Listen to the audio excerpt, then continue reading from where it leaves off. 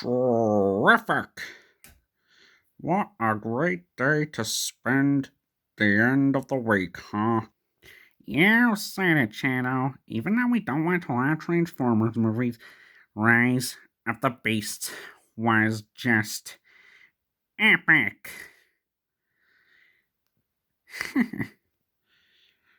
And by the way, where's that copy of Spider-Man Across the Spider-Verse? Sonic, are you that stupid? It's not even on DVD yet. Says who? Huh?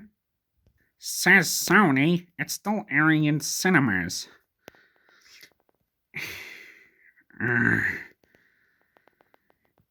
And besides, Sonic, I know it was you who replaced my pizza with chili dogs. Dang it. And I know it was you who stole Mario's coins. Double dang it. And I know it was you who tried to sabotage my date with Callie.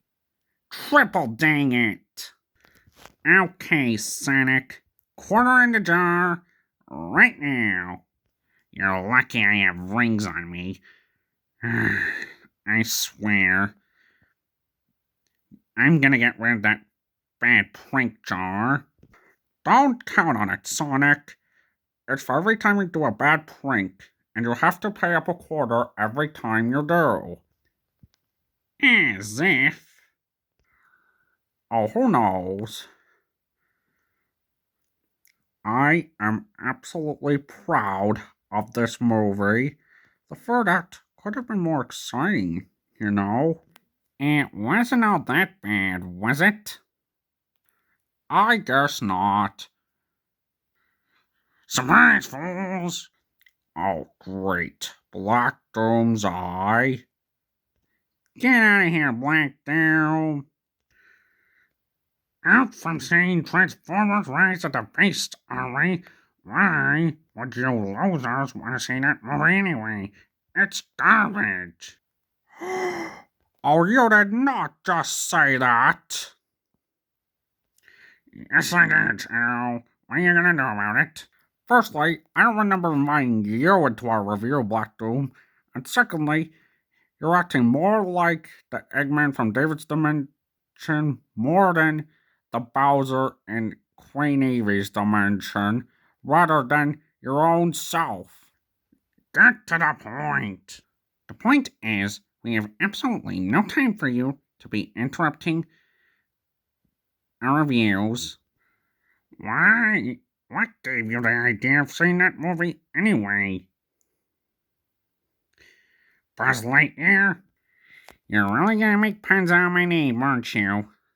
The truth is, when we saw Guardians of the Galaxy Volume 3, a trailer for Rise of the Beast popped up before Vol 3 even starts. So, I had interest in the movie. So, I was officially sold on seeing it. There. Let's that ease things up. Yes, and I am furious about it. Come on, dude. Isn't there spikes with your name on them? You mean my whole name? Or just the word black? Your whole name, Black Dome. You want to feel ashamed of yourself. Now scramble on and bump your head in spikes. And get your eye cut in a cactus, too. Ah, you guys are so pathetic. Why would I even bother hanging out with the biggest losers in Westopolis? Now, if you excuse me, I'm taking my soldiers out for a destruction test. Sayonara, losers. You know what test would be good? Prank test. I get bored easily, you know. Well, you won't be getting bored during our review because we're gonna start whether you like it or not. No excuses. Yeah, and don't make us feel uncomfortable. Ha! You're one to talk. What's going on? Whenever Laser and Callie are on dates, they always kiss in public, and it makes me feel uncomfortable. I do not. Yes you do. You're the only one we know who simps for Callie, despite you watching her Incopolis news reports. You two seriously need to get a room because I catch you making out in public every time. You're turning into 76 Shadow now. You seriously need to be picking better places to be making out with Callie. This is so boring. Actually not boring, actually fun. This could go on forever. Okay, we'll discuss the Laser and Callie making out public thing later. Right now, we have a review to get out of the way. Let's take it away. The movie begins when we have a narration from a race of evil robots called the Terracrons. Ow! Sorry. And their leader, Unicron, has one goal: destroy the universe as we know it. And his key to doing it is the transwarp key, which was on the Maximals planet. Optimus Primal, Cheetor, Rhinorg, and Oroyster.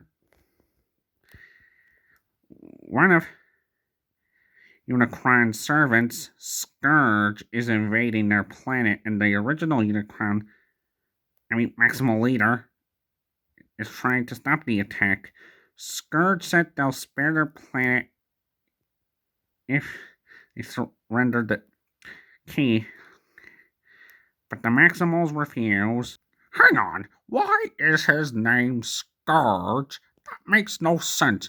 He's not a green hedgehog. He did not bully Sonic in Mobotropolis University, and he did not murder Charles and Gemma. He's not even cut to lead the Dark Brotherhood of Solaris. You had to bring Sonic and Sonic Scourge of Darkness into this, aren't you?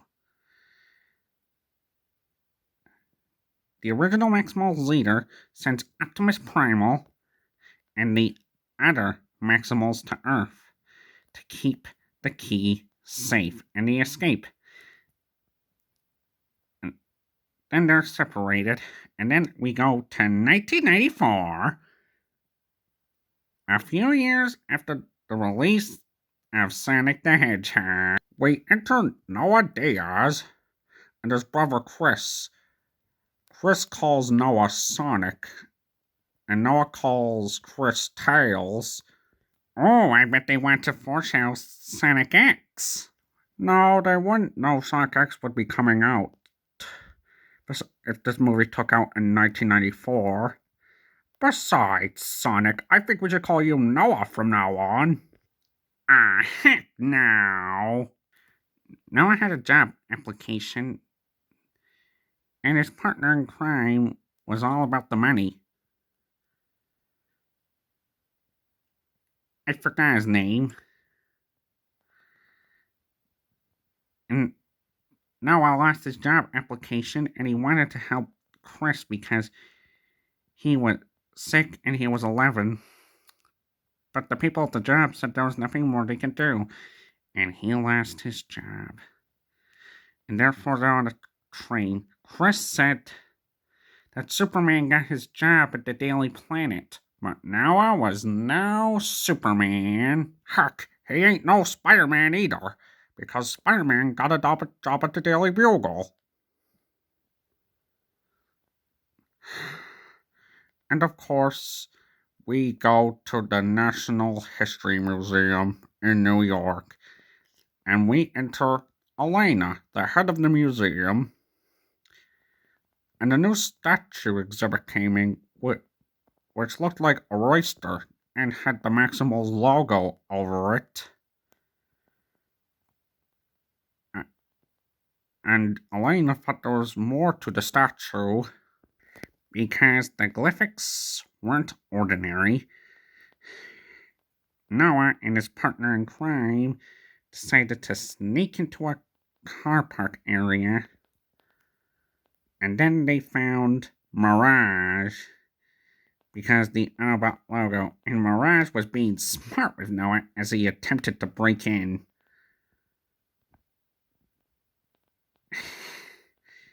And tried opening it, but he was locked inside. As soon as the guard came in, Elena was analyzing the statue, and it came apart, revealing the tri-warp key, and it fired the beacon, and it alerted the Autobots, Optimus Prime, Bumblebee, RC, Mirage. Mirage went super fast on a police car chase. It was intense. But then, he was multiplying, and as soon as they lost the police, Mirage showed us some sense of humor, and he met up the other Autobots. Optimus thought working with Noah was a bad plan. Well, as Dr. Fate said in Black Adam, a bad plan is better than no plan. That was before the Justice Society had a bad plan in Black Adam. Oh, yeah. But Mirage convinced the Autobots to let Noah help. Noah and Mirage made quick friends. And pointed out that the Autobots were aliens. And Noah immediately made a reference to E.T. Oh boy. And they immediately went for the museum, but Bumblebee was really sad to say goodbye because people of Earth were his friends. And he immediately made a pop culture reference, but Prime obviously does not want Bumblebee going to a theater again. Once Noah snuck in, he told Elena about the Autobots, and then the Terracons flew in and attacked Noah and Elena, and they were working together to get out. And the Autobots went into action, firing lasers, taking cover. But then Nightbird brutally murders Bumblebee. And when things go from bad to worse, from worse to better, a Razor makes her entrance. And then the Terracons steal the key. And Optimus takes it out on Noah and Elena. They tried their best, Prime. But Unicron was furious that it was only half the key. Turns out the Maximals split the key in half. And the Razor explained their history with the Autobots. And therefore, the second piece of the key was in Peru. And Noah said goodbye to Chris. And that's when Chris met Mirage. Mirage made a promise to Chris to keep Noah safe. And therefore, they headed for Peru. They took a puppy plane ride. It turns out Noah was planning to destroy the key. And once they landed in Peru, they met Wheeljack. And they were going to blend in. Mirage was making all kinds of pop culture references, but Prime was being a total buzzkill. And once the weapon Mirage gave Noah was a blaster, they noticed the key was missing. and the Terracons were chasing Noah and Elena through the underground tube, they went faster and faster, and the Autobots went to help them. We were getting a highway chase. And then we get that shot from the trailer where Prime says, "Let them come." Prime is determined to rip up Scourge's head and take the key back. And so, after that, Elena and Noah meet the other Maximals.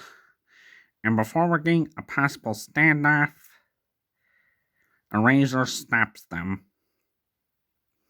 And Cheetor actually calls Mirage Brever. Mirage was one of my favorite things about this movie. He even called Optimus Primal Donkey Kong. I mean, it looks like a monkey, but Primal and DK are both monkeys, so there you have it. I'm gonna call Primal DK. Dad Christmas. As Primal revealed the truth, they actually entrusted the second piece of the key. And there was a way to save Bumblebee. They just need a great deal of energon. The Maximals and the Autobots made a stand to work together, but not long before the Terracons attacked and hijacked Eraser. Then the second most heartbreaking moment came. Primal was forced to kill Eraser, but he was struggling, but Eraser told Primal to do it. And he did. That I was not ready for. The Terracons are just brutal. They're no parademons and they're no Chitauri. They're definitely close to the Merac. Noah was about to blow the second piece of the key up, but Prime stopped him. Then the Terracons took the key and were ready to destroy Earth.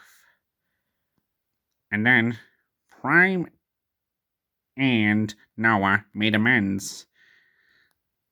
And they had a plan to stop Unicron from entering Earth. All they have to do was put the code, take the key, and boom. Voila. But Elena and Noah were the only ones who could get inside. And turns out, the greatest line ever. It was time for the Maximals and the Autobots to roll out. Because the Maximals can't transform. And boom. They were on the attack. Elena and Noah were trying their best to get inside, but Scourge knew what they were planning, so tried to kill Noah and Elena. But as soon as Elena got to the terminal, a wave of energon flew through, bringing Bumblebee back. But Scourge was wiping the floor with Noah, but Mirage shielded him and took him down. As soon as Noah lost all hope, Chris called him about being a team, and Mirage survived and told Noah to take the wheel. And Bumblebee was back to kick some butt. And killed Nightbird, which was epic. Nice try, you super hard bad guy. The Autobots and the Maximals were kicking butt. They were winning. But the council was blown up. Unicron was entering. But together, Noah and Prime were taking Scourge out. That was one of the best highlights. And Prime told the Autobots to evacuate. And along with the Maximals. And blew a black hole which was sucking everything, even Unicron, in. But Noah saved Prime. The Autobots and the Maximals might not have found a way home, but they found new allies. And they were certain Unicron would return, and they'd be ready when they did. And turns out, Elena had been getting great in the museum, and the Autobots and the Maximals would stand ready, and Noah would have his armor of Mirage ready. And Noah had a new job. He was invited to join a secret government agency. They knew about the Autobots and the Maximals, and offered someone like Noah, and they said they'd help Chris, which Phil Noah would help. And we have a great credit scene. Noah and his partner in crime in a garage. Noah was rebuilding Mirage. I was happy to see that. And he was back in action, boy. Oh, yeah. And after that, we get credits of some music we hear familiar from Spider-Man Into the Spider-Verse when Miles sees Uncle Aaron. That's the only thing this movie has in common with Spider-Man Into the Spider-Verse equally. And, wow. And that was Transformers Rise of the Beasts. Well, that was interesting. I love the action in this. Wish there could have been more one-liners. Oh, I know, Sonic, I know. But hey, at least we enjoyed it, right? Right. Hey guys, you wanna play some Splatoon free? The aftermath of the big run, what do you say? Ah, yeah, now that's what I'm talking about. It's Splatting time!